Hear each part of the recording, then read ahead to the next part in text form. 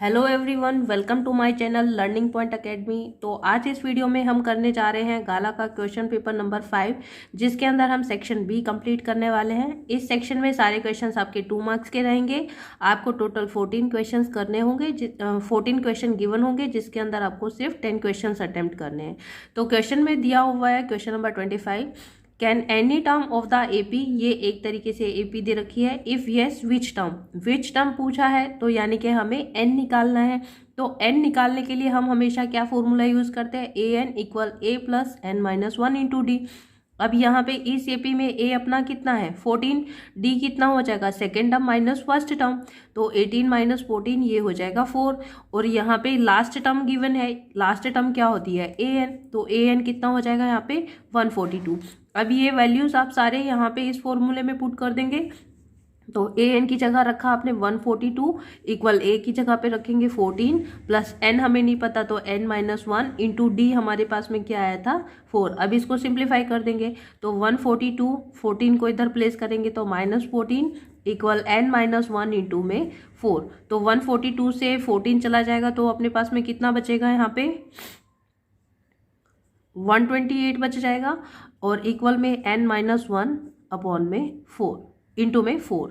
अब हमें N minus 1 चाहिए, तो 4 को डिवाइड में ले आएंगे, तो 128 अपॉन 4 ये कैंसिल होके कितना आ जाएगा 32 इक्वल एन माइनस 1। अब यहाँ से एन की वैल्यू चाहिए, तो 32 प्लस 1, तो ये आ जाएगा हमारा 33। तो यहाँ पे 142 आता है हमारी 33rd टर्म पे, 33rd टर्म पे, right. Next question 26th question में बोला है how many 2 digit natural numbers are divisible by 3, यानी कि यहाँ पे 3 से डिविजिबल होने वाले 2 डिजिट नंबर कितने बनते हैं। तो total number of 2 digit number बताने हैं जो 3 से हमारे डिवाइड हो जाते हैं। तो सबसे पहले 2 डिजिट नंबर शुरू कहाँ से होते हैं, 10 से शुरू होते हैं, और एंड कहाँ पे होते हैं 99 पे होते हैं। अब हमें देखना पड़ेगा कि फर्स्ट 2 डिजिट नंबर जो होता है, जो 3 से हमारा डिवाइड हो सकता है, तो वो नंबर क्या आ जाएगा यहाँ पे 12। अब 3 का गैप लेंगे तो 12, यहाँ से आ जाएगा 15। अब ये हमारा चलता रहेगा कहाँ तक 99 तक। 99 ही हमारी लास्ट टर्म हो जाएगी, क्योंकि 99 हमारा 3 से डिवाइड हो सकता है, ठीक है। तो यहाँ पे इस वाले क्वेश्चन में भी हम सेम पहले वाला मेथड अप्लाई कर देंगे, क्योंकि यहाँ पे भी ए एन हमारा क्या हो गया 99, ए हो जाएगा यहाँ पे 12, और डी यहाँ से क्या आ जाएगा A2 माइनस A1, यानी कि 15 माइनस 12 3 आ जाएगा। अब हम सेम वैल्यूज हम सेम फॉर्मूले में पुट कर देंगे, A N equal A plus N minus 1 into D में। ए एन हमारे पास में 99 है, इक्वल ए हमारे पास में 12 है, प्लस एन हमें निकालना है माइनस 1 इंटू में डी कितना है 3 है। तो 99 12 को आप इधर प्लेस करोगे तो minus 12 equal N minus 1 into में 3। अब इसमें से आप माइनस करोगे तो कितना आ जाएगा 87 इक्वल एन माइनस 1 इंटू में 3। तो एन माइनस 1 यहाँ पे निकालेंगे तो 87 आ जाएगा यहाँ पे डिवाइड में। अब डिवाइड किया तो 3 2 जा 6 और 3 9 जा 27, एन माइनस 1 आया, तो एन यहाँ पे निकल जाएगा कितना 29 प्लस 1, यानी कि एन आ जाएगा हमारा 30। तो यहाँ पे 2 डिजिट नंबर जो आएगी जो 3 से डिवाइड हो सकती है, वो टोटल आ जाएंगे 30। तो चलिए बढ़ते हैं नेक्स्ट क्वेश्चन की तरफ में। क्वेश्चन नंबर 27 क्वेश्चन में बोला है metallic sphere of radii 6 centimetre 8 centimetre and 10 centimetre respectively are melted to form a single solid sphere, find the radius of the resulting sphere. तो कहने का मतलब एक स्फेयर यहाँ पे इस तरीके से दिया हुआ है जिसका रेडियस 6 सेंटीमीटर है, इसमें एक दूसरा स्फेयर दिया हुआ है जिसका रेडियस 8 सेंटीमीटर है, और एक तीसरा स्फेयर दिया हुआ है जिसका रेडियस 10 सेंटीमीटर है। अब तीनों स्फेयर को मेल्ट कर दिया है, और मेल्ट करने के बाद में एक बड़ा स्फेयर बन जाता है, तो जिसका हमें रेडियस फाइंड आउट करना है, राइट। तो सबसे पहले आप मेल्ट किया है, यानी कि इन तीनों का जो वॉल्यूम रहेगा वो इसके वॉल्यूम के इक्वल आएगा, ठीक है। तो यहाँ पे इन तीनों का वॉल्यूम ले लेते हैं, तो volume of sphere 1 plus volume of sphere 2 plus volume of sphere 3 equal हो जाएगा volume of resulting sphere, right. तो यहाँ पे इसके लिए हम रेडियस R1 ले लेते हैं, इसके लिए रेडियस R2 और इसके लिए रेडियस R3, और ये हमने कैपिटल R ले लिया है। तो वॉल्यूम क्या होता है 4/3 पाई R1 क्यूब हो जाएगा क्योंकि हमने रेडियस R1 लिया था, प्लस में ये हो जाएगा 4/3 पाई R2 क्यूब, प्लस यहाँ पे हो जाएगा 4/3 पाई R3 क्यूब, और इक्वल में 4/3 पाई कैपिटल R क्यूब। अब यहाँ पे पूरे में से 4/3 आप कॉमन ले सकते हो, 4/3 पाई हम यहाँ से कॉमन ले सकते हैं क्योंकि उसको कैंसिल आउट करने में इजी रहेगा। तो R1 cube plus R2 cube plus R3 cube equal हो गया 4/3 पाई R क्यूब के। 4/3 पाई से 4/3 पाई कैंसिल, क्या है यहाँ पे R1 R2 R3 की वैल्यूज आप पुट कर देंगे। R1 है हमारे पास में 6, तो ये हो जाएगा 6 का क्यूब, प्लस यहाँ से हो जाएगा 8 का क्यूब, प्लस यहाँ से 10 का क्यूब, और ये पूरा हो जाएगा R क्यूब के। अब 6 का क्यूब हमारे पास में कितना होता है 216, प्लस में 8 का क्यूब हमारे पास क्या हो जाएगा 512, प्लस में 10 का क्यूब हो जाएगा 1000, और इक्वल में R क्यूब। अब इन सबको आप ऐड करोगे तो ये क्या आ जाएगा 1728 इक्वल में R क्यूब। अब 1728 का हमें क्यूब रूट लेना पड़ेगा R निकालने के लिए, तो यहाँ पे हम 1728 ले लेते हैं क्यूब रूट R के लिए। तो R हमारे पास में क्या आ जाएगा यहाँ पे, जब इसका क्यूब रूट लेंगे तो आप इस तरीके से निकाल सकते हैं 1728 क्यूब रूट में। तो इसको किसे 2 से डिवाइड कर देते हैं, तो 2 8 जा 16, 2 6 जा 12 और 2 4 जा, फिर 2 से कर देते हैं 2 4 जा 8, 2 3 जा और 2 2 जा, फिर से 2 से कर देते हैं 2 4 जा 2 2 जा 4, 2 1 जा और 2 6। अब आगे हम इसको 6 से कर सकते हैं, तो 6 1 जा 6 और यहाँ से आ जाएगा 36 आ जाएगा यहाँ पे, और इसको 6 से कर सकते हैं। तो यहाँ पे ये क्यूब रूट बन गया 2 का और यहाँ से बन गया 6 का, तो 2 इंटू में 6 आ जाएगा 12। तो 12 सेंटीमीटर जो रेडियस होगा वो आ जाएगा हमारा रिजल्टिंग स्फीयर का, यानी कि ये वाला जो स्फीयर था इसका रेडियस आ जाएगा हमारे पास में 12 सेंटीमीटर, राइट। तो चलिए बढ़ते हैं अपने नेक्स्ट क्वेश्चन की तरफ में। Question number 29। क्वेश्चन में बोला है 1 card is drawn at random from a well shuffled deck of 52 cards, find the probability that the drawn card is a king of red suit, and second part बोला है card of spade. तो सबसे पहले हमें पता होना चाहिए कि टोटल नंबर ऑफ कार्ड्स कितने होते हैं 52, टोटल नंबर ऑफ कार्ड्स 52 हो जाएगा, और यहाँ पे number of king of red suit निकालेंगे हम। यहाँ पे जब रेड सूट निकालेंगे तो ये क्या आ जाएगा 2। अब ये 2 कैसे आया, मैं पूरा चार्ट आपको बता देती हूँ। टोटल आपके पास में 52 कार्ड्स होते हैं, जिसके अंदर 26 आपके ब्लैक होते हैं एंड 26 आपके रेड होते हैं।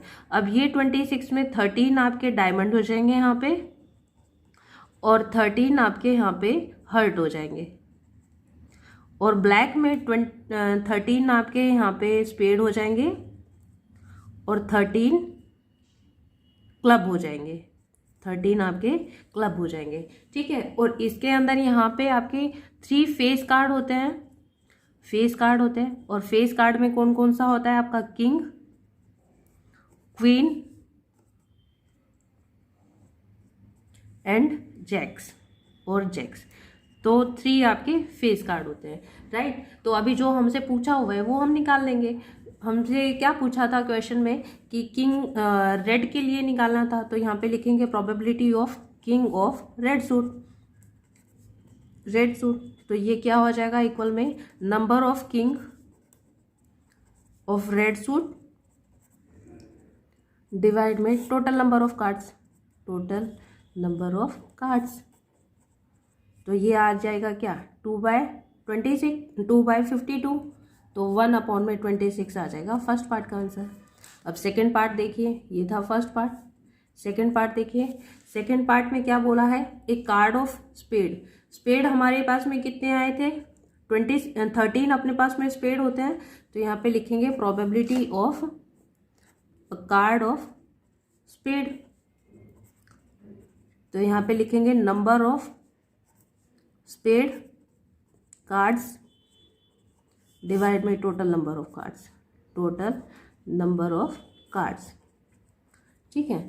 तो यहाँ पे स्पेड अपने पास में कितने हैं 13 है ना, तो 13/52 कैंसिल आउट 1/4 आ जाएगा यहाँ पे आंसर इसका।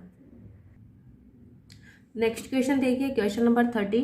क्वेश्चन में बोला है obtain a quadratic polynomial for which sum and the product of the zeros are 0 and √5 respectively.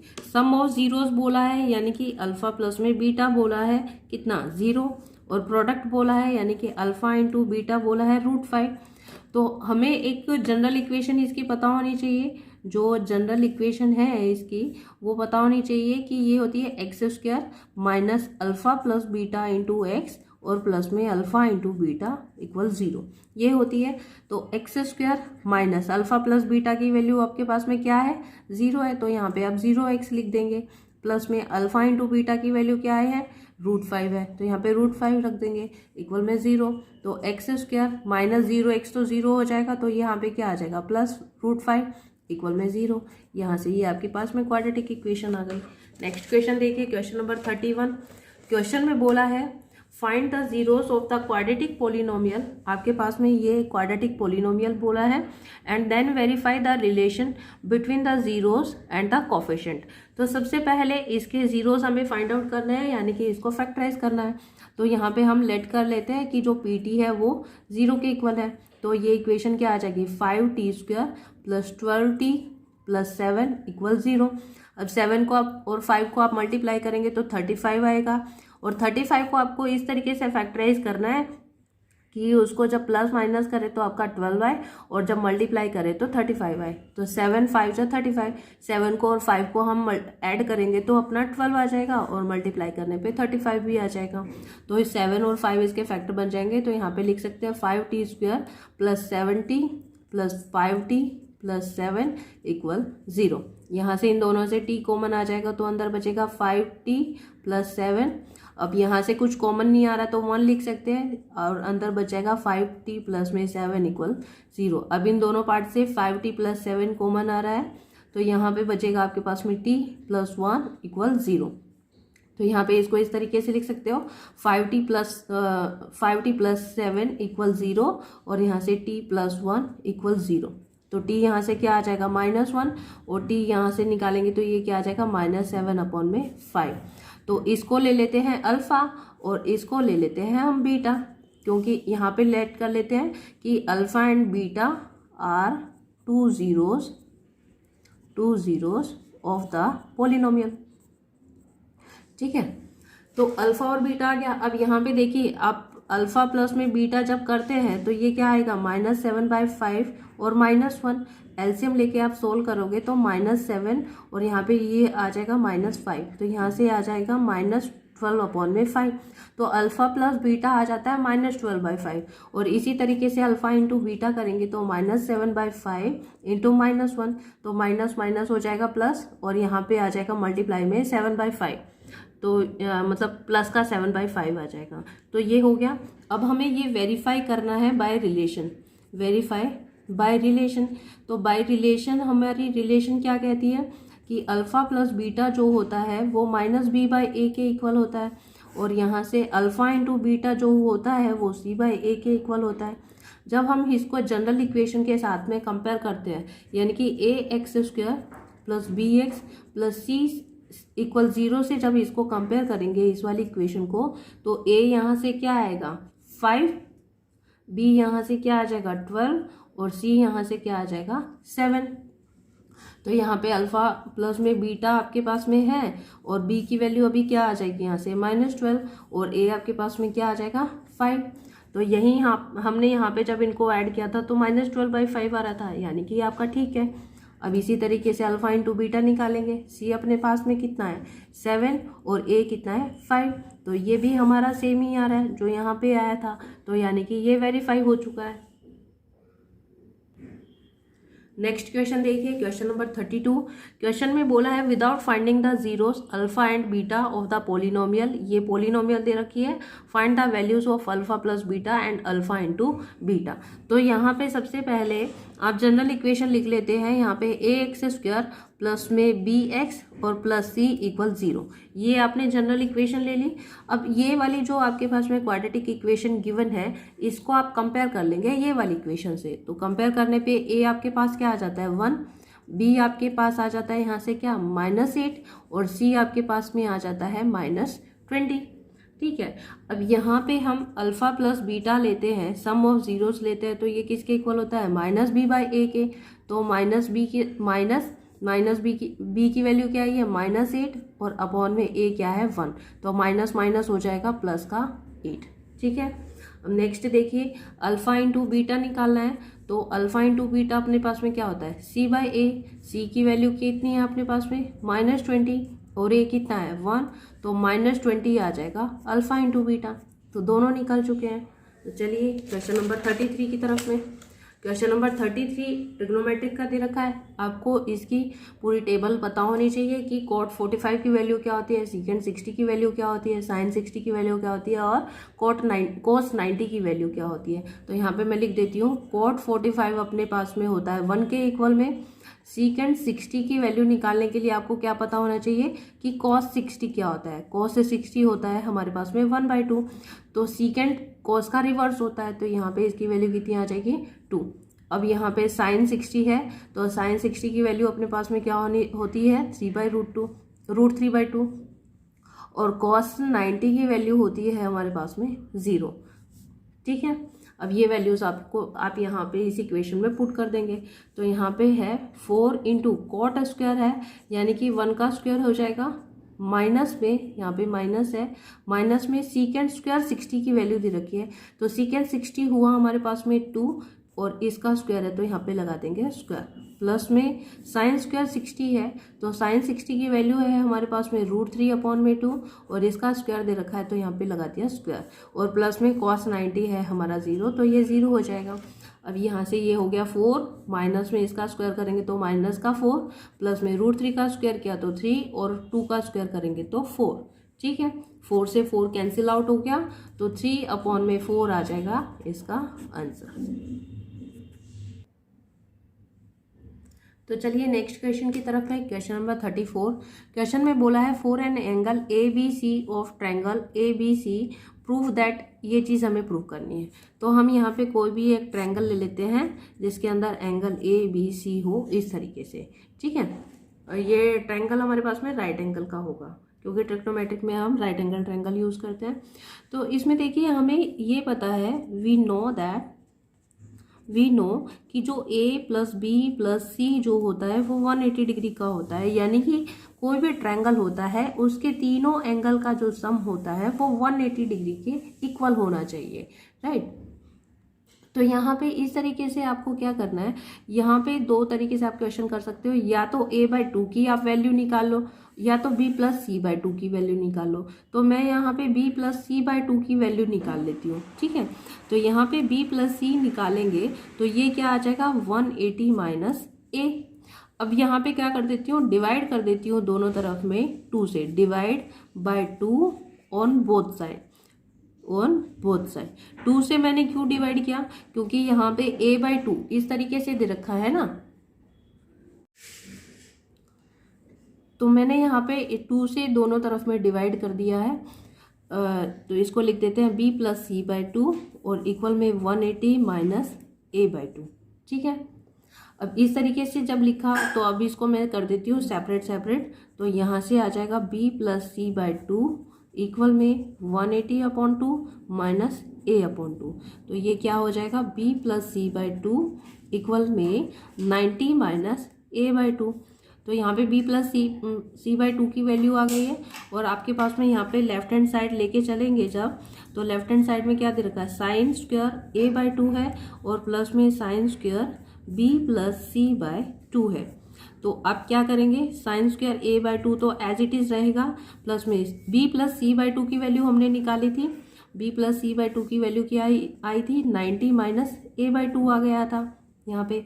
अब देखिए साइन स्क्वायर a/2 प्लस में साइन 90 - थीटा किसके इक्वल होता है, कॉस थीटा के इक्वल होता है। तो यहाँ पे साइन स्क्वायर 90 - थीटा दे रखा है, तो किसके इक्वल हो जाएगा कॉस स्क्वायर थीटा के, और थीटा यहाँ पे क्या है हमारे पास में a/2 है, तो ये आ जाएगा कॉस स्क्वायर a/2। अब ये पूरा किसके इक्वल हो जाता है 1, क्योंकि आइडेंटिटी हमारी क्या कहती है कि sine square theta plus cos square theta equal होता है 1 के। तो इस तरीके से ये हमारा 1 हो जाएगा। तो यहाँ से ये आ जाता है right hand side. Next question देखिए, क्वेश्चन नंबर 35। क्वेश्चन में बोला है point A lies at a distance of 5 centimetre from the centre of a circle. यानी कि इस तरीके से एक सर्कल दे रखा है और एक पॉइंट ए यहाँ पे लाई करता है और डिस्टेंस दे रखा है इसका सेंटर से कितना 5 सेंटीमीटर का, कुछ इस तरीके से। And length of tangent from A to the circle is 4 centimetre. अब यहाँ से ये जो लेंथ दे रखी है, टेंजेंट की लेंथ दे रखी है यहाँ पे इस पॉइंट से, तो ये दे रखा है 4 सेंटीमीटर का। इसने बोला है आप रेडियस बताइए। तो यहाँ पे सेंटर से जब किसी भी टेंजेंट के ऊपर परपेंडिकुलर पड़ता है, किसी भी टेंजेंट को हम ज्वाइन करते हैं तो वो क्या हो जाता है, परपेंडिकुलर हो जाता है, यानी कि 90 डिग्री का एंगल बनाता है। इसको ले लेते हैं O और इस पॉइंट को ले लेते हैं B। तो यहाँ पे ये क्या बन गया, एक राइट एंगल ट्रायंगल बन गया ना। जो राइट एंगल है किस पे, 90 मतलब B पॉइंट पे। B हमारा 90 डिग्री का है, तो आप क्या लगा देंगे, पाइथागोरस लगा देंगे। तो यहाँ पे लिखेंगे बाय पाइथागोरस। तो जब बाय पाइथागोरस लगाएंगे तो ये 90 डिग्री का है, 90 डिग्री के सामने वाली जो लाइन होती है वही हमारी हाइपोटेन्यूस होती है। तो ये क्या हो जाएगा, O A square equal O B square plus में ए बी स्क्वायर, यानी कि हाइपोटेन्यूस का स्क्वायर इक्वल में बेस का स्क्वायर प्लस में परपेंडिकुलर का स्क्वायर, वही लगाया हमने। तो ओ ए कितना दे रखा है 5 का स्क्वायर इक्वल ओ बी हमें निकालना है, इसको ले लेते हैं आर। तो ये हो जाएगा आर स्क्वायर प्लस में ए बी कितना दे रखा है 4 का स्क्वायर। तो 5 5 जा 25 इक्वल आर स्क्वायर और प्लस में 4 4 जा 16। तो 25 16 को इधर लेके आएंगे, -16 इक्वल में आर स्क्वायर। अब यहाँ से क्या बचेगा 9 इक्वल में आर स्क्वायर। तो आर आपके पास में कितना आ जाएगा 3 सेंटीमीटर। ठीक है, नेक्स्ट क्वेश्चन देखिए 36 क्वेश्चन। 36 वाला जो क्वेश्चन है इसका सेम क्वेश्चन मैंने आपको पेपर 4 में कराया हुआ है सेक्शन बी में, और सेम 36 नंबर का क्वेश्चन है। ठीक है, तो ये आपका वहां से कवर हो जाएगा। अब नेक्स्ट क्वेश्चन देखिए, क्वेश्चन नंबर 37। क्वेश्चन में बोला है A B is a diameter of a circle, जिसपे पॉइंट दे रखा है ये is the centre of the circle and coordinates of B are, ये दे रखे हैं। ठीक है, यानी कि एक सर्कल हमारे पास में इस तरीके से गिवन है जिसके अंदर ए बी एक डायमीटर है, ये ए ले लिया और ये बी ले लिया। ए बी एक डायमीटर है और जो सर्कल का पॉइंट है वो ये पॉइंट दे रखा है पी। तो ये पॉइंट दे रखा है 2 -3 और यहाँ पे कोऑर्डिनेट ऑफ बी के कोऑर्डिनेट दे रखे हैं 1 और 4। हमें ए के कोऑर्डिनेट निकालने हैं, तो ए के कोऑर्डिनेट ले लेते हैं हम x1 y1। x1 y1 हमने ले लिए ए के कोऑर्डिनेट। तो अब देखिए यहाँ पे ये भी ये सर्कल का रेडियस है, ये भी ये सर्कल का रेडियस है। ठीक है, तो P क्या हो जाता है, मिड पॉइंट हो जाता है ना यहाँ पे। तो P मिड पॉइंट है, यहाँ पे लिखेंगे क्योंकि P is the mid point of A B. तो मिड पॉइंट का कॉन्सेप्ट लग जाएगा यहाँ पे। मिड पॉइंट का कॉन्सेप्ट क्या होता है, x निकालना होता है, x1 plus x2 divide by 2 होता है, और y जब निकालना होता है तो y1 plus y2 divide by 2 निकालना होता है। ठीक है, तो हमने यहाँ पे x दे रखा है 2 इक्वल x1 हमें निकालना है प्लस में x2 कितना है 1 अपॉन में 2, और इसी तरीके से यहाँ पे लिख देंगे y अपने पास क्या गिवन है -3 इक्वल y1 हमें निकालना है और प्लस में y2 क्या गिवन है 4 डिवाइड में 2। अब इसको क्रॉस मल्टीप्लाई किया तो 4 इक्वल x1 प्लस में 1, x1 कितना आ जाएगा यहाँ से 3, और इसी तरीके से इसको क्रॉस मल्टीप्लाई किया तो -6 इक्वल y1 प्लस में 4। तो y1 निकालेंगे तो -6 -4, y1 क्या आ जाएगा हमारे पास में यहाँ पे -10। तो क्या कोऑर्डिनेट्स आ जाएंगे, ये 3 और -10 हमारे पास में इसके कोऑर्डिनेट्स आ जाएंगे। तो चलिए बढ़ते हैं अपने नेक्स्ट क्वेश्चन की तरफ में। Question number 38। क्वेश्चन में बोला है the first and last term of a finite AP are 7 and 49 respectively. If the sum of all its term is 420 then find the common difference. तो यानी कि फर्स्ट टर्म बोला है यानी कि A7 दे रखा है, लास्ट टर्म यानी AN या एल भी आप लिख सकते हो, तो ये दे रखा है 49, और इस पूरे का सम जो दे रखा है वो 420 दे रखा है। आपको डिफरेंस निकालना है, डी निकालना है। ठीक है, तो यहाँ पे फर्स्ट टर्म और लास्ट टर्म दे रखी है, तो हम एस एन का ये वाला फॉर्मूला अप्लाई कर देंगे, N into A plus L divide by में 2। तो यहाँ पे एस एन की वैल्यू रखी मैंने 420, एन हमारे पास नहीं दे रखा तो एन यहाँ पे रख देंगे एज इट इज। ए अपने पास कितना है 7 प्लस एल कितना है 49 और डिवाइड बाई में 2। इसको क्रॉस मल्टीप्लाई किया तो ये आ जाएगा 420 इंटू में 2 इक्वल में एन इंटू इन दोनों को आप ऐड करेंगे तो कितना आ जाएगा 56। एन निकालने के लिए यहाँ पे तो 420 इंटू 2 डिवाइड बाई में 56। अब इसको आप कैंसिल आउट कर सकते हैं, ये कैंसिल हो जाएगा, यहाँ पे कितना आ जाएगा 28। अब इसको 7 से कैंसिल कर सकते हैं, 7 4 जा 28 और 7 6 जा 42 और 0। अब इसको फिर से 4 से कैंसिल कर सकते हैं तो एन आ जाएगा यहाँ पे कितना, एन यहाँ से इस तरीके से आ जाएगा हमारा 15।